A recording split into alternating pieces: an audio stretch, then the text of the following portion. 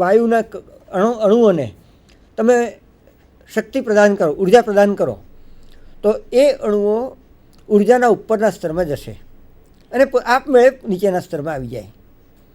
એ થયું સામાન્ય રીતે ઉર્જા ઉત્સર્જનનું સ્વરૂપ. એટલે કે પ્રકાશનું ઉત્સર્જન એ રીતે થાય. પરંતુ 1916માં આઇન્સ્ટાઈને એક સૂચન કર્યું કે આના ઉપરાંત એક બીજી પણ પ્રક્રિયા છે કે જે પ્રક્રિયા દ્વારા પદાર્થ, વાયુનો પરમાણુઓ જે ખરા, વાયુનો અણુ પરમાણુઓ એ પ્રકાશનું ઉત્સર્જન કરી શકે છે. એ પ્રક્રિયા કેવી કે એક માણસ કે બેઠો હોય અને તમે એને ધક્કો મારો તો એ આગળ જશે. એ ઇન્ડ્યુસ કર્યું એને જવા માટે. એ રીતે એક અણુ શક્તિના ઉપરના સ્તરમાં, ઉર્જાના ઉપરના સ્તરમાં આવી ગયો. હવે એક બીજો શક્તિનો, હવે તમને એક વસ્તુ તો કદાચ ખ્યાલમાં હશે, તમારા ભણવામાં આવી ગયું હશે કે આ જે પ્રકાશ છે એ ડ્યુઆલિટીના પ્રિન્સિપલ પ્રમાણે એને બે સ્વરૂપ છે, કણ સ્વરૂપ અને તરંગ સ્વરૂપ. અને તરંગ સ્વરૂપ અને કણ સ્વરૂપ એકબીજા જોડે સંકળાયેલા છે. ઇક્વેશન કહ્યું તો કે પ્લાન્કનું ઇક્વેશન, h એ પ્રકાશના કણની ઉર્જા થઈ અને ન્યૂ એની સાથે સંકળાયેલ તરંગ લંબાઈ થઈ, એની ફ્રીક્વન્સી થઈ અને new equal to c/λ. C velocity of light ગણીએ તો લેમ્ડા એની તરંગ લંબાઈ થઈ. આમ પ્રકાશના કણની ઉર્જા અને એની સાથે સંકળાયેલ પ્રકાશનો તરંગ એ એકબીજા જોડે સંબંધમાં છે અને આને એનું દ્વિગુણત્વ કહેવાય. પ્રકાશનું દ્વિગુણત્વ. કોઈ પણ પરમાણુના પરમાણુઓને પણ દ્વિગુણત્વ હોય છે. એ તો તમે ક્વોન્ટમ થિયરીમાં થોડું ઘણું સમજી ગયા છો. તો આને આ રીતે કોઈ પણ, ધારો કે પરમાણુના બે ઉર્જા સ્તરો છે. એક નીચેનું ઉર્જા સ્તર જેને ગ્રાઉન્ડ લેવલ કહે, ભૂમિ સ્તર, અને એને શક્તિ પ્રદાન કરતા, ઉર્જા પ્રદાન કરતા એ ઉપરના સ્તરમાં ગયું કે જે ઉપરના સ્તર અને નીચેના સ્તર વચ્ચેનો ઉર્જા તફાવત ધારો કે ડેલ્ટા ઈ છે. ડેલ્ટા ઈ જેટલો ઉર્જા તફાવત છે. હવે ધારો કે એ ઉર્જા તફાવતને તમે પ્રકાશના કણમાં ફેરવા માગતો હો તો જ્યારે એ પ્રકાશનો નીચેના સ્તરમાં આવી જશે, જ્યારે એ પરમાણુ, ત્યારે delta E equal to h². Delta E બરાબર h² એટલી જ ઉર્જા ધરાવતો પ્રકાશ કણનું ઉત્સર્જન થાય. હવે ધારો કે ડેલ્ટા ઈ જેટલા ઊંચા ઉર્જા સ્તરમાં એક પરમાણુ રહેલો છે અને એ જ્યારે ઉપરના ઉર્જા સ્તરમાં રહેલો હોય એ જ વખતે એક બીજો ઉર્જા કણ ડેલ્ટા ઈ જેટલા જ ઉર્જાનો, h² જેટલી જ ઉર્જાનો ઉર્જા કણ એની સાથે સંસર્ગ કરે.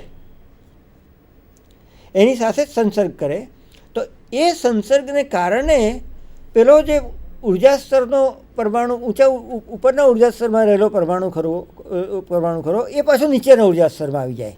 આમ એકને ઠેકાણે તમને બે ઉર્જા કણો મળ્યા. પેલો ઓરિજિનલ h² અને આ બીજો h² જે એના સંસર્ગમાં આવવાને કારણે સ્ટિમ્યુલેટ થયો. એને કારણે એનું સ્ટિમ્યુલેશન થયું, પ્રસ્ફુરિત થયું. બનતા સુધી ગુજરાતી માટે એને પ્રસ્ફુરણ શબ્દ વપરાય છે. એટલે પ્રસ્ફુરિત થયેલો ઉર્જાકણ તમને મળે છે. આમ હવે એક અગત્યની વસ્તુ ખ્યાલમાં રાખવાની છે કે આ જે પ્રસ્ફુરિત થયેલો ઉર્જાકણ ખરો એની સાથે સંબંધિત તરંગનો ટુકડો, એ પ્રસ્ફુરણ કરતો ઉર્જાકણ ખરો જે ઓરિજિનલ સ્ટિમ્યુલેટિંગ ફોટોન, એ બંનેના સાથેના તરંગો એકબીજા જોડે બિલકુલ મેળમાં હોય. એક આ પ્રક્રિયાની આ ખાસિયત છે કે stimulated photon is totally in the same state. અને ક્વોન્ટમ થિયરીની ભાષામાં સ્ટેટ કહેવાય કે આ બંને photon they are in the same quantum mechanical state. અર્થાત એને જો આપણે તરંગ તરીકે ગણીએ ને તો એ બંનેના તરંગો h² ઇક્વલ ટુ ન્યૂમાં જે ન્યૂ આપણે લીધો તે c/λ બરાબર થયો. એ જે લેમ્ડા એ પેલા લેમ્ડાની જોડે બિલકુલ મેળમાં હોય. આમ તમે જો પ્રસ્ફુરણ દ્વારા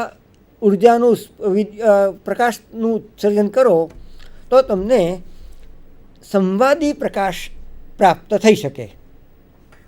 અને આ રીત એક ચાવી છે કે સંવાદી પ્રકાશનું પ્રબળ કિરણ કેવી રીતે ઉત્પન્ન કરવું, એ માટે આ પ્રસ્ફુરિત જે પ્રકાશની જે પ્રક્રિયા ખરી, પ્રકાશનું પ્રસ્ફુરણ કરવાની પ્રક્રિયા, એ પ્રક્રિયા એની પાછળની ચાવી ગણાય.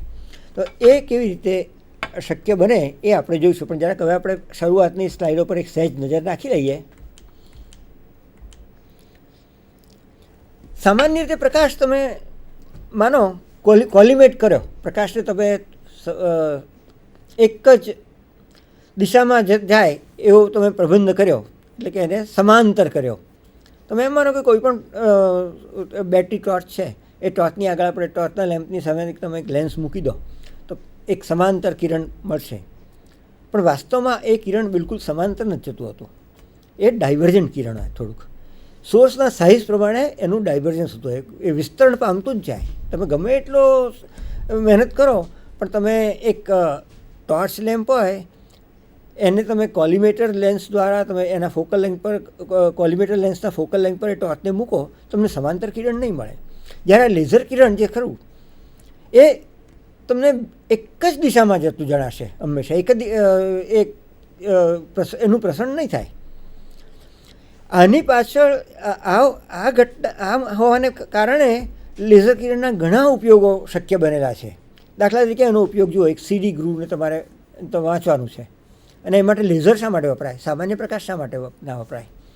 સામાન્ય પ્રકાશને તમે કેન્દ્રિત કરવા માગો તો એનું જે કેન્દ્રીકરણ થયું, કેટલું ઝીણા ફોકસ તરીકે એને તમે કેન્દ્રિત કરી શકો છો, એની લિમિટેશન છે સોર્સ સાઇઝ પર આધારે, કે કયા કદનો સોર્સ છે.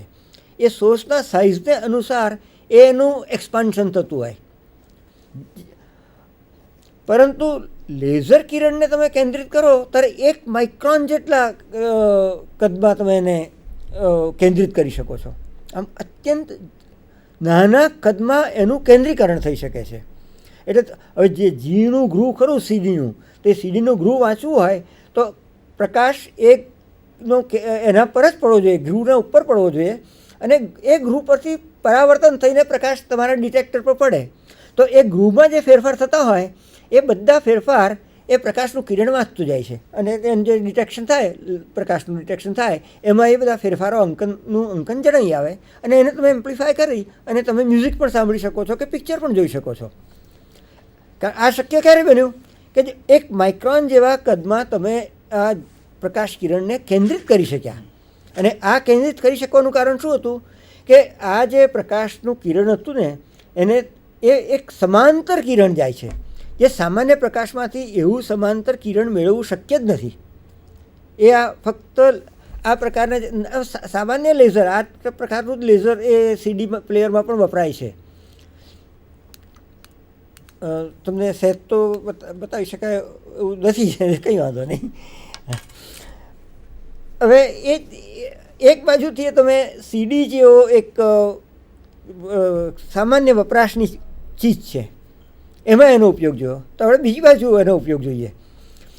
આ પ્રકાશ કિરણ લેઝરનું તીવ્ર મોટું તેજસ્વી પ્રકાશ કિરણને તમારે ઘણે દૂર મોકલવું હોય તો પણ તમે એને મોકલી શકો છો, કારણ કે એનું વિસ્તરણ થતું નથી. એટલે એટલું જ ને એટલું જ તેજસ્વી ઘણે દૂર જાય તો પણ એટલું ને એટલું જ તેજસ્વી રહે. તો કેટલે દૂર મોકલી શકાય? અહીંથી ચંદ્ર સુધી પણ મોકલી શકાય છે.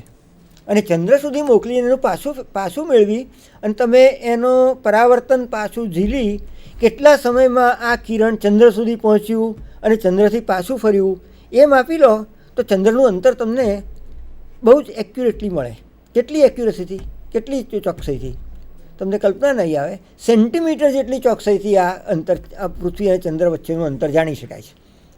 આની પાછળનું કારણ પણ આ લેઝરની આ જ વિશિષ્ટતા. કોહેરન્ટ વેવ, એક જ ધારો તરંગ એનો આવતો હોય.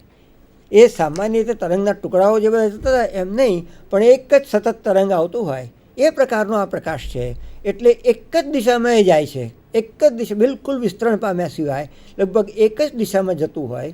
અને એ છેક તમે ચંદ્ર સુધી મોકલીને પાછું મેળવો એને.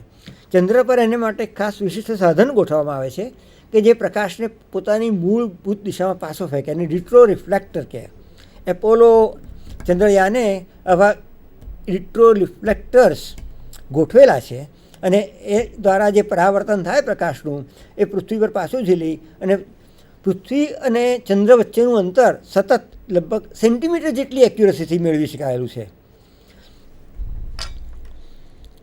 આમ તમે એક બીજો ઉપયોગ જોઈએ લેઝરનો. It allows to be focused on an extremely small spot couple of micrometers, એ તો જણાવ્યું. અને બીજો ઉપયોગ શું? Laser surgery, generating fusion plasma. Fusion plasma એટલે શું કે તમે ભાટ આગળ જે પ્રયોગ એક હાથમાં ધરાઈ રહેલો છે એ વિશે તમારામાંથી ઘણાને માહિતી હશે કે એ લેબોરેટરીની અંદર ફ્યુઝન એટલે કે નાભિકીય સંલયન કરવાની એક પ્રક્રિયા છે. અને એને માટે તમારે પ્લાઝમાને અત્યંત ગરમ કરવી પડે અને ઉપરાંત એકદમ એને સીમિત પણ કરવી પડે. એટલે કોઈ પણ પદાર્થને અત્યંત ઊંચા ટેમ્પરેચર પર લઈ જાઓ ત્યારે એનું પ્લાઝમામાં રૂપાંતર થાય અને એ પ્લાઝમાને તમે જો પુષ્કળ પ્રચંડ દબાણ હેઠળ એકઠી કરો એકદમ તો એનું સંલયન પ્રક્રિયા થાય અને આવી સંલયન પ્રક્રિયા દ્વારા ઉર્જા ઉત્પન્ન થઈ શકે છે. હાઇડ્રોજન બોમ્બમાં જ પ્રક્રિયા છે કે પહેલાં યુરેનિયમનો જે સામાન્ય એટમ બોમ્બ જે કહેવાય ને એ પ્રકારનો બોમ્બનો વિસ્ફોટ થાય. એને વિસ્ફોટને કારણે જે પ્રચંડ દબાણ ઊભું થાય તે ડ્યુટેરિયમ પર એ પ્રચંડ દબાણ લાગે અને એને કારણે ડ્યુટેરિયમમાં સંલયન થાય અને એને કારણે વધુ શક્તિ ઉત્પન્ન થાય, સંલયન દ્વારા શક્તિ ઉત્પન્ન થાય, ફ્યુઝન એનર્જી, અને એ હાઇડ્રોજન બોમ્બની પ્રક્રિયા. પણ આ બોમ્બ જેવી રીતે તો શક્ય બન્યું, પણ સતત થઈ શકે? સતત થઈ શકે તો જેમ ફિશનમાં ન્યુક્લિયર રિએક્ટર્સ છે, યુરેનિયમનું ફિશન થતું હોય, અંદર યુરેનિયમ રોડ્સ નાખેલા હોય, એમાં ફિશન થતું હોય અને સતત ગરમી ઉત્પન્ન થતી હોય, એ ગરમીને પાણીની અંદર તમે લઈ જાઓ અને એના દ્વારા તમે પેલા ચલાવો, ટર્બાઇન્સ ચલાવો, એ રીતે તમે આ શક્તિનું ઉર્જા ઉત્પન્ન કરો છો અને એનાથી તમને ઇલેક્ટ્રિસિટી પણ મળે છે. હવે આ જ પ્રક્રિયા જો ફ્યુઝન દ્વારા થઈ શકતી હોય, હાઇડ્રોજન અથવા તો ડ્યુટેરિયમને ફ્યુઝ કરીને હિલિયમમાં ફ્યુઝ કરો અને એ ઉર્જા જે મળે તો ઘણી વધારે ઉર્જા તમને મળે અને એ ઉર્જાનું સ્વરૂપ પણ વધારે સાફ અને સ્વચ્છ છે. એ શક્ય બને કે નહીં લેબોરેટરીમાં? એને માટે કયો પ્રકારનું કરવું જોઈએ તમારે? તો કે તમે ડ્યુટેરિયમની અને ટ્રિટિયમનો મિક્સ કરેલો એક પેલેટ, ઝીણો મસ્તો 1 મિલીમીટર 2-3 મિલીમીટર કદનો એક પેલેટ બનાવો અને એ પેલેટને કોઈ પણ પ્રકારે પ્રચંડ દબાણ આપી અને એને ફ્યુઝન અને પ્લાઝમામાં ફેરવી કાઢો અને એ પ્રચંડ દબાણ નીચે એ પ્લાઝમાની અંદર આ રિએક્શન થઈ શકે છે, ફ્યુઝન રિએક્શન શરૂઆત થઈ શકે. તો આ પ્રકારનું રિએક્શન કરવા માટે પણ લેઝર વપરાય છે. કેવી રીતે? તો કે શક્તિશાળી લેઝર્સ, એક નહીં પણ અનેક લેઝરને, આવા ઘણા બધા લેઝર્સને એક સાથે એક જ ઝીણી પેલેટ ઉપર એક સાથે ફેંકવામાં આવે. એટલા પ્રચંડ શક્તિશાળી આ લેઝર કિરણો હોય કે એ લેઝર કિરણોના દબાણ, એને પ્રકાશનું દબાણ જે ખરું, લેઝર કિરણના પ્રકાશના દબાણને કારણે એ પેલેટ એકદમ સંકોચાઈ જાય અને એની અંદર પણ આ નાભિકીય સંલયનની પ્રક્રિયા ઉત્પન્ન થઈ શકે છે અને લેઝર ફ્યુઝન કહેવાય. આ લેઝર ફ્યુઝનના પ્રયોગો પણ સફળ રીતે હાથમાં ધરાયેલા છે અને આ લેઝર ફ્યુઝનમાં પણ અત્યારે ઘણું કામ થઈ રહ્યું છે. અને આમ લેઝર કિરણો એની આ જે કેન્દ્રીકરણ કે એક જ ઝીણી વિસ્તારમાં કેન્દ્રિત થઈ શકવાની એમની જે ક્ષમતા, એક અત્યંત ઝીણા વિસ્તારમાં એને કેન્દ્રિત કરી શકવાની ક્ષમતા ખરી, એ ક્ષમતાનો ઉપયોગ અનેકવિધ રીતે થાય છે. સીડી પ્લેસ માટે તમે જો બહુ સારો ઘરગથ્થુ ઉપયોગ છે. તો બીજી બાજુ ચંદ્ર સુધી એને તમે એક સમાંતર તરંગને સ્વરૂપમાં મોકલી અને પાછું મેળવો છો, ચંદ્ર સુધી અંતરમાં આપી લીધું. પ્રચંડ દબાણ હેઠળ તમે ડ્યુટેરિયમ ટ્રિટિયમ પેલેટને સંકોચન કરીને ફ્યુઝન કર્યું. આ રીતે ન્યુક્લિયર એનર્જી ઉત્પન્ન કરવા માટેનું એક શક્યતા બતાવી રહ્યું છે. એ એટલું જ નહીં, ઇન્ડસ્ટ્રીમાં પણ ઘણા બધા કામમાં આવે. આ જ એની ગુણધર્મને કારણે કે અત્યંત પ્રકાશિત અત્યંત તેજસ્વી લેઝર કિરણને તમે એકદમ ઝીણા વિસ્તારમાં કેન્દ્રિત કરો તો હીરા જેવા પદાર્થ, કઠણ પદાર્થને પણ તમે એ કાણું પાડી શકે છે. હીરામાં કાણું પાડવાનું હોય તો બીજો કોઈ રસ્તો એ તો નહીં, બહુ ઝીણું કાણું એકદમ આસાનીથી ના પડે.